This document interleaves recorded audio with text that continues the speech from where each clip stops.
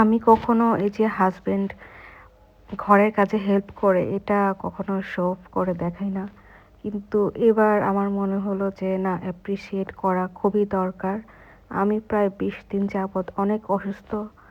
মানে ও বাসায় অফিস থেকে বাসায় আসে, তারপর রান্না করলে আমি খাই। এরকম অবস্থা সারাদিন আমি হচ্ছে না খেয়েই শুয়ে থাকি।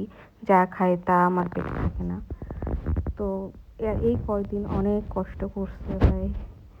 তারপর ভাবলাম যে একটু রেকর্ড করে রাখি, যে একটু অ্যাপ্রিসিয়েট করা উচিত। সকালে নাস্তা তৈরি করলো নিজের জন্য, আমার জন্য জাউ ভাত।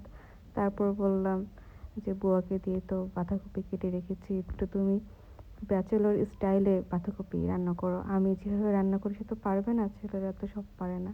তো বাঁধাকপি হচ্ছে ব্যাচেলর স্টাইলে রান্না করা শেখালাম দাঁড়িয়ে থেকে। তো একটা মেয়ে অসুস্থ হলে কিন্তু পুরো সংসারের কাজ বন্ধ হয়ে যায়।